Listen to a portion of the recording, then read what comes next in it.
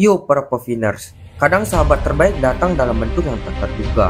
Tahun 1987, Charlie, seorang remaja yang masih berjuang berdamai dengan kehilangan atas kematian ayahnya dan hidup yang tak berjalan sesuai harapan, menemukan sebuah mobil VW Beetle tua dan berkarat di tempat rongsokan. Tapi mobil ini menyimpan rahasia luar biasa.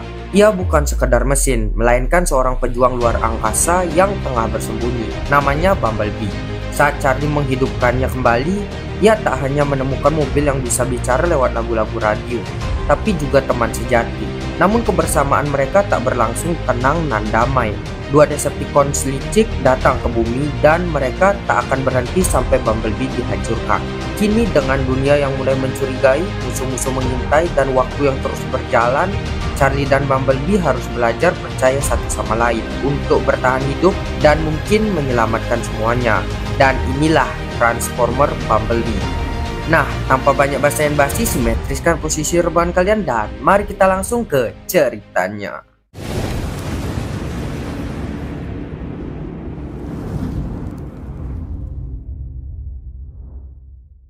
Cerita dimulai dengan memperlihatkan dahulu kala, jauh di luar angkasa sana, sebuah planet yang bernama planet Cybertron dilanda kekacauan. Perang antar penguasa tirani Decepticon melawan para Autobots yang menginginkan kebebasan. Karena kalah jumlah dan kekuatan tempur, pimpinan Autobots Optimus Prime memerintahkan para anggotanya untuk kabur, menyelamatkan diri menyebar di penjuru galaksi. Khusus untuk satu robot dengan kode nama B-127, Optimus memerintahkannya untuk pergi ke suatu planet yang bernama Bumi sebagai tempat berlindung dan menunggu di sana. Karena suatu saat nanti setelah Optimus mengumpulkan para Autobot di penjuru galaksi, para Autobots akan berkumpul di Bumi.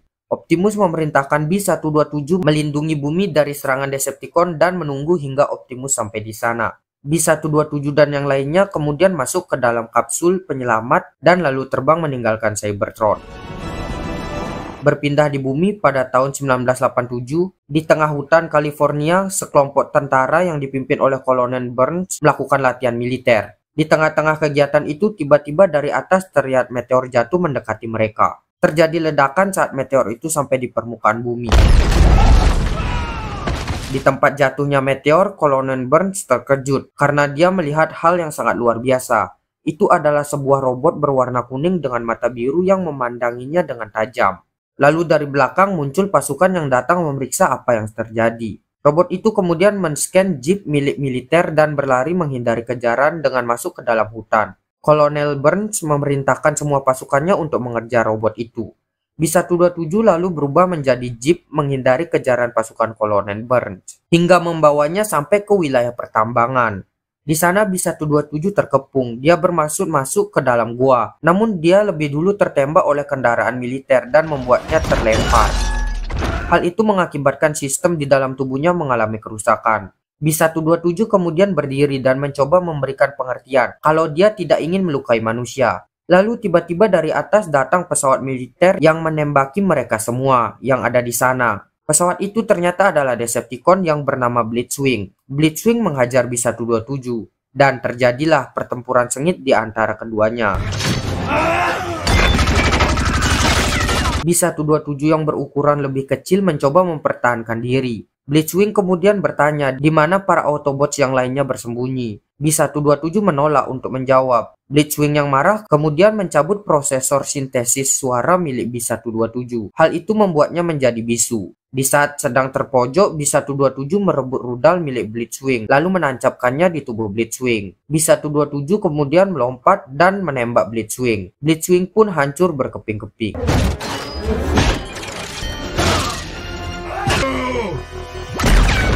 Pertarungan tadi membuat sel memori milik B-127 rusak dan dia tidak bisa bicara. Dengan sisa-sisa tenaganya, B-127 berjalan hingga tiba di tepi danau. Dia lalu men-scan sebuah mobil Volkswagen Beetle yang ada di kejauhan dan kemudian pingsan. Berpindah di suatu tempat di San Francisco, seorang remaja yang bernama Charlie Watson terbangun dari tidurnya di pagi hari. Seperti biasa, dia melakukan rutinitas di pagi hari sambil mendengarkan musik. Setelah itu, dia menemui ibunya, Sally, yang sedang bersama ayah tirinya, Ron. Charlie memiliki permintaan kepada ibunya yang mana di saat ultahnya besok, Charlie ingin dihadiahi mobil. Sally kemudian memberi pengertian Charlie bahwa hal itu tidaklah mungkin karena dia cuma seorang perawat biasa dan tidak memiliki uang sebanyak itu untuk membeli mobil sebagai hadiah ulang tahun. Charlie kemudian memberikan opsi lain, yakni dia ingin uang $500 untuk memperbaiki mobil rusak yang ada di garasinya. Di sini ibunya tetap menolak karena tidak memiliki uang sebanyak itu. Lalu kemudian datang adik Charlie yang bernama Otis yang ikut sarapan bersama keluarga tersebut. Siang harinya Charlie berada di sebuah taman bermain. Di sana Charlie mengisi hari liburnya dengan bekerja paruh waktu menjadi penjual minuman jeruk peras di saat teman-teman lain seusianya sedang bersenang-senang. Dari jauh seorang pria penjual churros yang bernama Memo diam-diam memperhatikan Charlie. Memo mencoba menyapa Charlie. Charlie yang tidak tertarik tak memperdulikannya. Lalu beberapa saat kemudian Charlie mengalami kejadian tak terduga. Dia terkejut dan tak sengaja menumpahkan minuman di baju seorang pria.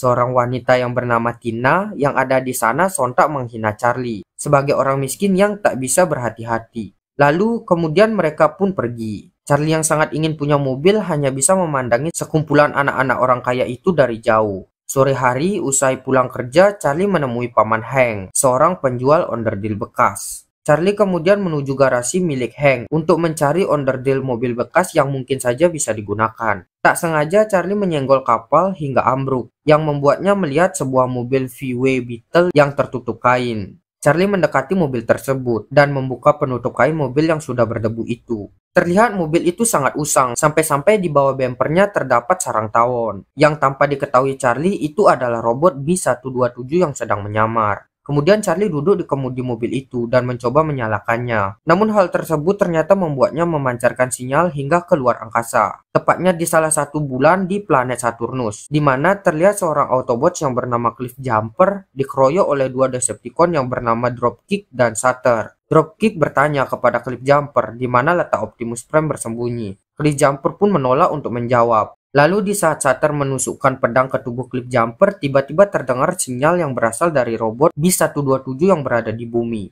Shatter kemudian mendeteksi kalau sinyal itu berasal dari bumi. Karena Cliff Jumper yang kekeh menolak angkat bicara, Dropkick kemudian membelah tubuh Cliff Jumper dan membunuhnya. Dropkick dan Shatter kemudian berencana menuju ke bumi. Di bumi, Charlie yang terganggu oleh sekumpulan tawon di dalam mobil VW itu kemudian keluar. Kemudian Charlie membayar beberapa part mobil bekas yang dia ambil kepada Hank dan dia pun pulang. Di dalam garasi rumahnya, Charlie mencoba memperbaiki mobil Corvette milik mendiang ayahnya. Namun sayangnya tidak berhasil. Dia selalu saja gagal. Di sini Charlie pun menangis dan teringat dengan mendiang ayahnya. Di mana seandainya ayahnya masih hidup, dia pasti akan membantunya memperbaiki Corvette itu. Charlie pun kemudian masuk ke dalam rumah. Di dalam, dia melihat anggota keluarganya yang lain tertawa menonton TV. Di sini, Charlie merasa tidak ada seorang pun yang peduli dengannya. Charlie kemudian masuk ke dalam kamarnya. Di pagi harinya, Charlie pun terbangun. Di hari ulang tahunnya ini, Charlie mendapatkan hadiah helm skuter dari ibunya dan sebuah buku yang mengajarkan untuk tersenyum dari ayah tirinya, Ron. Charlie kemudian kembali masuk ke dalam kamarnya. Terlihat dia sangat menginginkan sebuah mobil. Kemudian ia teringat dengan mobil VW Beetle rongsokan di garasi milik Hank. Charlie pun bergegas menemui Hank. Di tempat Hank, Charlie mengutarakan niatnya yang ingin membeli mobil VW Beetle bekas milik Hank tersebut. Namun karena saat ini dirinya masih belum memiliki uang, dia pun akan bekerja paruh waktu di tempat Hank, seperti menyapu, mengepel, ataupun membersihkan toilet. Hank pun menjawab kalau dia tidak butuh karyawan. Charlie lalu berkata kepada Hank kalau dirinya bisa memperbaiki VW Beetle tua itu dan menyalakannya, dia ingin mengambilnya meskipun dia harus bekerja di tempat Hank setiap hari selama setahun. Charlie juga menjelaskan kalau hari ini adalah hari ulang tahunnya dan dia sangat ingin punya mobil. Hank kembali menjelaskan kalau dia sedang tidak butuh pegawai. Namun di sini Hank berkata kalau Charlie bisa memiliki mobil VW Beetle itu secara gratis sebagai hadiah ulang tahunnya. Charlie yang sedari dulu ngidam mobil akhirnya bisa tersenyum bahagia. Thank you. Dia bergegas menuju mobil VW Beetle incarannya dan kemudian memperbaikinya. Setelah beberapa saat berusaha, akhirnya Charlie berhasil menyalakannya. Charlie kemudian membawanya pulang dan memasukkannya ke dalam garasi. Beberapa saat kemudian, sebuah benda terjatuh dari bawah kolong mobil kuning tersebut. Charlie yang penasaran kemudian memeriksa bagian bawah mobil itu. Lalu tiba-tiba tak disangka mobil itu bertransformasi menjadi sosok robot kuning bermata biru. Charlie yang terkejut pun langsung lari ketakutan, dan robot kuning itu juga melakukan hal yang sama, yang mana robot itu pun juga ketakutan. Charlie mencoba mendekati robot itu dan mencoba menyentuhnya. Terlihat robot itu hanya diam. Kemudian Charlie menyadari kalau robot itu tidaklah berbahaya. Charlie lalu menanyai robot itu tentang asal-usulnya, namun robot itu hanya diam saja. Charlie bertanya nama robot itu dan robot itu pun kebingungan seperti hilang ingatan. Charlie kemudian menamai robot itu dengan nama Bumblebee, karena suara mesin robot itu sama seperti tawon kecil. Dan robot itu pun menyukai nama barunya, yang mana dia suka dipanggil Bumblebee. Di tempat lain, Dropkick dan Sutter akhirnya sampai di bumi. Mereka berdua berubah bentuk menjadi dua mobil sedan dan kemudian berjalan mencari robot B-127. Keesokan harinya, di dalam markas Sektor 7, seorang pegawai muda yang bernama Simmons menyerahkan berkas sinyal kedatangan dua buah meteor aneh kepada agen Burns, yang kini bekerja di Sektor 7. Di tempat lain, di tepi pantai, Charlie marah-marah dan memberitahu Bumblebee untuk tidak menampakkan diri di hadapan umum. Charlie pun mengajari Bumblebee jika ada orang lain melihat mereka, Bee harus bersembunyi. Di lain tempat, di tengah jalan, Dropkick dan Sutter dihadang oleh pasukan Sektor 7 yang dipimpin oleh agen Burns dan Powell. Di hadapan pasukan Sektor 7, Dropkick dan Sutter menampakkan diri. Sutter yang kehilangan sinyal dari Bumblebee memanfaatkan kesempatan ini dengan berbohong bahwa mereka berdua adalah penjaga kedamaian galaksi. Mereka sedang mencari seorang penjahat yang bersembunyi di bumi. Lalu Sutter meminta bantuan untuk mengakses satelit milik militer karena jangkauan radar miliknya terbatas. Sutter berjanji dengan mengkombinasikan struktur teknologi milik manusia yang masih primitif jika digabungkan dengan teknologi miliknya akan membuat kemajuan di bidang teknologi yang sangat pesat. Di sini agen Burns tidak serta-merta mempercayainya. Namun agen Powell yang tanpa menggunakan otaknya untuk berpikir terlebih dahulu langsung menerima kesepakatan itu dan langsung mengajak Dropkick dan Sutter menuju markas Sektor 7. Di tempat lain, Charlie dan Bumblebee sedang jalan-jalan di tengah hutan. Melihat gerak-gerik Bumblebee, Charlie menyadari ada bagian tubuh Bumblebee yang rusak. Charlie kemudian menyuruh Bumblebee untuk berbaring, dan Charlie kemudian mencoba untuk memperbaikinya. Lalu tiba-tiba dari dalam tubuh Bee muncul hologram rekaman pesan dari Optimus Prime. Bumblebee kemudian teringat kembali dengan Optimus Prime yang dulu ia tinggalkan di Cybertron. Bumblebee kemudian terbangun. Charlie melihat wajah Bee yang ketakutan. Charlie sadar kalau saat ini Bumblebee sedang bersembunyi dari sesuatu. Bumblebee mencoba untuk berkomunikasi, namun dia tidak bisa mengeluarkan suara. Bee kemudian menunjukkan kalau radionya juga rusak.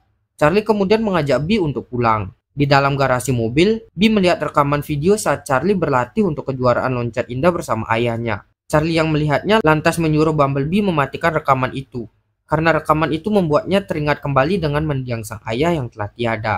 Charlie kemudian mengganti radio milik Bee dengan radio yang diambil dari mobil Corvette milik mendiang ayahnya, yang kemudian berhasil. Radio itu berfungsi dengan baik. Terlihat Bee bergoyang mengikuti irama musik. Charlie kemudian memasukkan kaset ke radio itu, namun Bee melemparnya karena tidak suka. Bee kemudian melihat tumpukan kaset piringan hitam. Charlie pun menjelaskan kalau kaset-kaset itu milik mendiang ayahnya. Charlie lalu menyetel salah satu kaset lagu favorit mendiang ayahnya. Charlie seketika teringat dengan mendiang ayahnya yang dimana dulu dia sering membantu ayahnya memperbaiki mobil Corvette milik ayahnya, yang mana ayah Charlie meninggal karena serangan jantung. Hal itu membuat Charlie sangat terpukul. Kemudian Charlie berkata, seandainya ia bisa memperbaiki mobil Corvette milik ayahnya, mungkin ayahnya akan tersenyum melihatnya dari surga. Charlie pun menangis dan memeluk Bumblebee. Di dalam markas Sektor 7, para petinggi militer berdebat mengenai keberadaan dua robot alien di markas mereka. Di sini Burns kekeh tetap menolak bekerja sama dengan dua Decepticon itu. Namun Paul bersikeras ingin membantu mereka, karena dia ingin mempelajari teknologi dua robot tersebut. Paul memberitahu jika pihak militer Amerika tidak membantu dua robot itu, bisa jadi dua robot itu akan meminta bantuan negara Rusia. Pimpinan militer itu kemudian berpikir sejenak dan lambat laun menyetujui keputusan Powell untuk membantu para Decepticon mencari buruan mereka. Welcome to Sector 7. Kembali ke tempat Charlie di depan garasi, Memo yang penasaran mendengar keributan di garasi milik Charlie dan ingin berkenalan agar lebih dekat dengan Charlie tiba-tiba membuka pintu garasi untuk mengintip. Charlie yang kaget lantas menyuruh Memo masuk dan mengancamnya agar tidak membocorkan apa yang dia lihat pada siapapun. Memo yang sedang syok itu pun setuju dan berjanji tidak akan buka mulut. Keesokan harinya Charlie dan Memo mengajak Bumblebee jalan-jalan. Di perjalanan Charlie penasaran karena Bee terus-terusan men-scan semua saluran radio sejak semalam. Charlie dan Memo pun terlihat sangat bahagia jalan-jalan naik Bumblebee. Sementara itu di dalam markas Sektor 7, Dropkick dan Sutter mulai bekerja melacak sinyal energon milik B. Kembali ke tempat Bumblebee, di perjalanan Charlie akhirnya sadar bahwa selama ini alasan B men-scan radio adalah untuk digunakan sebagai alat komunikasi, yang mana B berkomunikasi melalui siaran radio. Beberapa saat kemudian sampailah Charlie dan yang lainnya di sebuah tebing. Di sana ramai sekali anak-anak muda berkumpul. Terlihat seorang pria menantang seseorang yang pemberani untuk melompat dari tebing bersamanya. Bumblebee pun mendorong Charlie untuk ikut lompat. Pandangan semua orang kemudian tertuju kepada Charlie. Beberapa saat kemudian pria itu pun melompat dan kini giliran Charlie untuk melompat. Charlie berjalan di tepian tebing, kemudian terdiam karena hal itu akan mengingatkannya akan kematian sang ayah. Charlie pun berbalik dan tak jadi melompat, lalu kemudian masuk ke dalam mobilnya. Sesaat kemudian Tina mendekati Charlie dan menghinanya lagi sebagai gadis miskin yang pengecut. Ia juga berkata seharusnya Charlie minta dibelikan ayahnya mobil yang lebih keren dari mobil itu. Charlie yang mendengar hinaan tersebut hanya diam saja dan tidak bisa melakukan apa-apa. Setelah Tina dan kawan-kawannya pergi, Memo memiliki ide untuk balas dendam. Charlie dan B pun menyukai ide tersebut. Malam harinya, Memo, Charlie, dan B menuju rumah Tina. Mereka melempar tisu ke arah rumah tersebut. Memo kemudian menyuruh B memecahkan telur di atas mobil milik Tina. B pun melakukannya. Namun saking semangatnya, Bumblebee malah menginjak-injak mobil milik Tina hingga hancur. Keributan yang mereka lakukan itu lantas membuat Tina terbangun. Charlie dan yang lainnya pun langsung kabur. Di jalanan, B yang melanggar batas kecepatan berkendara karena terlalu ngebut dikejar oleh mobil patroli yang sedang berjaga. B terus berusaha untuk kabur dari kejaran polisi tersebut. Bumblebee berguling di dalam terowongan dan akhirnya mereka bisa lolos dari kejaran polisi itu.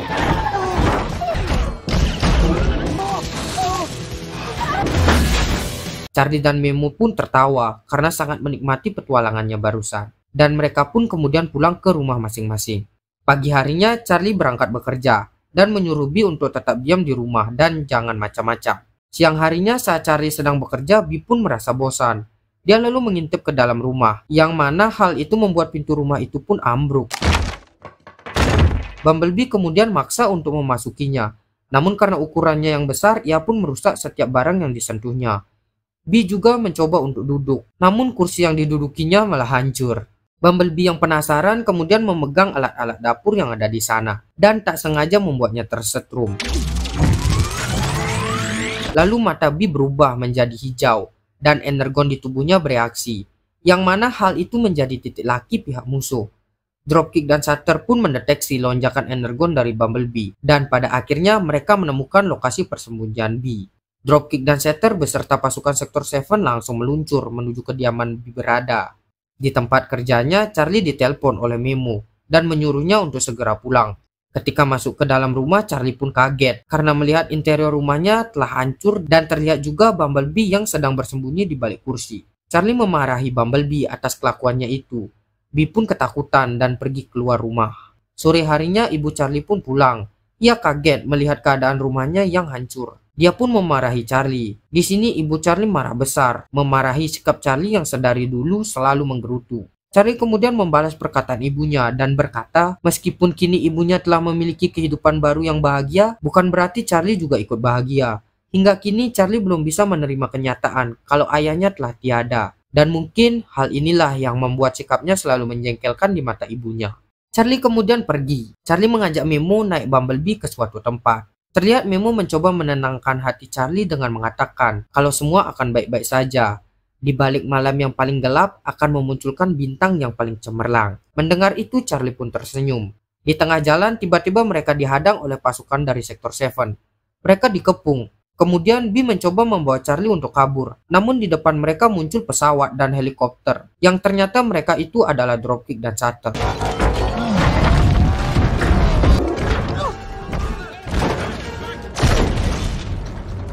Sutter menginterogasi B tentang lokasi persembunyian Optimus Prime sembari menghajarnya. Bumblebee ketakutan dan tak bisa melawan. Dari belakang pasukan Sektor 7 juga ikut-ikutan menyerang dengan menyetrum B dan setruman itu juga mengenai Charlie. Charlie pun pingsan.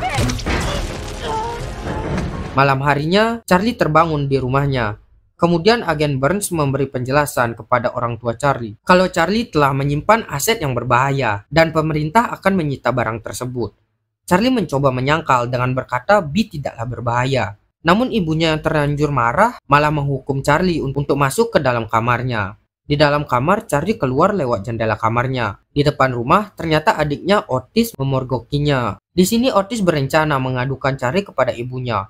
Lalu Charlie mengajak Otis masuk ke dalam rumah Memo. Di dalam, mereka melihat siaran televisi pasukan militer yang membuat pangkalan dadakan di pangkalan udara sekitar rumah mereka. Charlie yakin kalau Bumblebee pasti ditahan di sana. Dia kemudian mengajak Memo untuk menuju ke sana dan memberi tugas khusus paling berbahaya kepada Otis, yaitu mencegah ibunya mengetahui aksi yang akan dilakukan oleh Charlie dan Memo ini.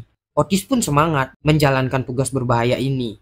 Mereka berdua pun berangkat. Di dalam pangkalan udara, Sutter dan Dropkick menginterogasi Bumblebee sambil terus memukulinya. Di luar, Charlie dan Memo terlihat menerobos masuk ke dalam pangkalan. Di dalam, saat Dropkick menginjak B, tak sengaja dia memunculkan pesan hologram dari Optimus Prime, di mana Optimus memerintahkan B menuju bumi dan melindungi bumi dari serangan Decepticon. Hingga suatu saat nanti Optimus berhasil mengumpulkan para Autobots yang tersebar di penjuru semesta, dia akan menemui Bumblebee di bumi. Dropkick dan Sutter sadar kalau sebentar lagi para Autobots akan berkumpul di bumi. Mereka kemudian memiliki ide untuk membasmi para Autobots untuk selama-lamanya. Mereka berdua berencana akan membakar habis bumi dan seisinya. Powell yang mendengarnya kemudian menelpon Burns dan memberitahu rencana jahat Dropkick dan Sutter. Kemudian Dropkick yang mengetahui hal itu lantas menembak Powell dan membunuhnya. Sementara itu di rumah, ibu Charlie memanggil Charlie untuk datang kepadanya. Lalu Otis memberitahu kalau Charlie sedang ada di kamar dan sedang sakit, dan Charlie tidak mau diganggu. Ibunya yang curiga kemudian membuka paksa kamar Charlie dan menyadari kalau Charlie sudah tidak ada di sana. Di dalam pangkalan, Sutter memiliki rencana yang mana dirinya akan menuju tower terdekat untuk mengirim sinyal kepada para Decepticon untuk kemudian menghancurkan bumi. Dropkick lalu menembak Bumblebee. B pun terkapar tidak berdaya. Dropkick dan Sutter lalu pergi menjalankan rencananya. Charlie yang sedari tadi melihat dari kejauhan kemudian mendekat, mencoba membangunkan B yang tidak sadarkan diri itu. Menggunakan senjata kejut listrik, Charlie mencoba membangunkan B. Namun sia-sia. Di saat Charlie sudah putus asa, dari belakang B tiba-tiba terbangun dan bisa bangkit lagi. Charlie pun menangis bahagia. Akibat serangan tadi, semua ingatan Bumblebee pun kembali. Di saat yang sama, pasukan Burns sampai di depan pangkalan. Burns kemudian meledakkan pintu pangkalan. Ledakan itu membuat Charlie dan Memo terpental. Beruntung Charlie dan Memo baik-baik saja. Pasukan Burns kemudian menangkap Charlie dan Memo. B mencoba menolong, namun dia malah terkena jeratan tali milik pasukan Burns. Ketika B melihat Charlie yang jatuh, seketika hal itu membuatnya marah. Yang mana setelah B mendapatkan buff merah, Bumblebee pun berdiri. Matanya berubah menjadi merah, lalu memukul Burns dan menembakkan senjatanya ke arah pasukan Burns. Di sini B mengamuk. Charlie kemudian mencoba menghentikan aksi B, dan B pun akhirnya bisa kembali tenang. Bumblebee berniat mengejar Sutter dan Dropkick untuk menghentikan aksi mereka. Bumblebee kemudian berubah menjadi mobil, dan Charlie pun masuk untuk ikut dengannya. Sementara Memo tidak ikut, karena turnamen PUBG akan segera dimulai, dan dia akan menonton BTRRA ngebantai. Di perjalanan, Charlie dan B dikejar oleh pasukan Sektor 7. Di tengah jalan, mereka lantas berpapasan dengan ibunya yang menaiki mobil yang dikendarai oleh Ron. Mereka pun mengikuti Charlie yang sedang ngebut menaiki Bumblebee. Di sini ayah dan ibu Charlie sadar kalau Charlie sedang dikejar oleh sekelompok pasukan. Mereka kemudian sigap membantu dengan mengacaukan lalu lintas dan menghentikan kejaran pasukan Sektor 7. Charlie pun akhirnya berhasil lolos dibantu oleh keluarganya. Di lain tempat, Dropkick dan Sutter memasang baterai energon di satelit yang akan mereka gunakan untuk mengirim pesan ke luar angkasa. Kemudian Charlie dan B pun sudah sampai di sana. Bumblebee menyuruh Charlie untuk bersembunyi di kotak sampah, karena ini akan sangat berbahaya. B kemudian berlari menghentikan aksi Dropkick dan Sutter. Dropkick yang menyadari kedatangan B langsung turun untuk menghajar Bumblebee. Namun salah satu rudal mengenai persembunyian Charlie dan membuatnya terpaksa keluar. Charlie kemudian bermaksud membantu untuk melepas baterai energon milik para Decepticon. Di tengah-tengah pertarungan Bumblebee dan Dropkick, Charlie dengan beraninya berlari menuju tower. Bumblebee yang sudah dapat buff terlihat mampu mengimbangi pertarungannya dengan Dropkick. Di atas, Sutter memulai proses pengiriman pesan ke angkasa. Lalu dari jauh datang helikopter yang dinaiki Burns mencoba menghentikan aksi Sutter. Di bawah, Bumblebee masih terus bertarung dengan Dropkick. Dropkick lalu berubah menjadi helikopter. Bee yang melihat itu lantas melemparkan rantai besi ke arah Dropkick, dan Dropkick pun kembali turun, yang disusul dengan Bee nge-ulti dan membuat Dropkick hancur. Di atas, helikopter yang dinaiki Burns terkena tembakan dan kemudian terjatuh. Untung Bee sigap dan berhasil menangkap helikopter yang terjatuh itu. Bee pun menyelamatkan nyawa Burns. Di lain sisi, Charlie akhirnya sampai di tower dan bermaksud melepas baterai energon. Sutter yang memergokinya langsung berubah menjadi pesawat dan mengancam Charlie. Dari bawah, Bee kemudian menembak Sutter hingga jatuh. Setelah terjatuh, Sutter langsung menyerang Bumblebee. Di atas, Charlie berhasil melepas baterai energon dan menggagalkan proses pengiriman pesan ke luar angkasa tersebut. Di bawah, terlihat Bee masih terus bertarung melawan Sutter. Bee yang terdesak kemudian menembak tembok bendungan air yang ada di depannya. Hal itu membuat arus air yang deras datang menuju ke arahnya. Kemudian Bee menahan Sutter agar tidak kabur. Lalu dari depan mereka datang kapal besar dengan kecepatan tinggi yang langsung menabrak Sutter hingga membuatnya hancur. Sementara Bee terjatuh ke dalam sungai dan tidak sadarkan diri. Di atas, Charlie memberanikan dirinya untuk kembali terjun ke dalam air setelah sekian lama tidak melakukannya. Charlie berenang menemui Bumblebee di dasar sungai. Terlihat Bee ternyata masih sadar. Bee lalu membawa Charlie kembali ke atas permukaan. Di atas mereka dihadang oleh Burns. Namun kali ini Burns menyuruh Charlie dan Bumblebee untuk kabur, karena sebentar lagi pasukan Sektor 7 akan berdatangan. Di sini Burns berterima kasih kepada Bee karena telah menyelamatkan nyawanya. Charlie dan Bee pun kemudian pergi. Keesokan harinya, Charlie membawa Bumblebee ke pinggir jembatan Golden Gate. Charlie memberi penjelasan kalau dirinya tidak bisa terus pergi bersama Bumblebee. Charlie sadar kalau di luar sana masih ada orang lain yang membutuhkan bantuan Bee. Dan Charlie pun akan kembali kepada keluarganya karena mereka pasti sedang mencarinya. Bagaimanapun, Charlie harus merelakan Bumblebee untuk pergi. Nyesek sih ini cuy. Bee kemudian berterima kasih kepada Charlie karena telah memberinya radio sehingga dia bisa berbicara meskipun hanya lewat siaran radio. Charlie juga berterima kasih karena berkat bantuan Bumblebee, kini dia sudah bisa merelakan kepergian ayahnya dan membuatnya bisa kembali merasakan kebahagiaan. Kemudian Charlie memeluk Bee untuk yang terakhir kalinya.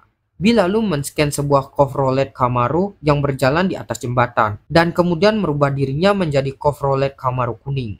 Charlie seketika langsung kesal karena baru tahu ternyata Bee bisa berubah menjadi Chevrolet Camaro. Bumblebee kemudian langsung menggeber mesinnya dan pergi meninggalkan Charlie. Bee berjalan di samping sebuah truk di atas jembatan Golden Gate. Di dalam rumahnya, Charlie kembali berkumpul dengan keluarganya. Charlie memeluk ibunya.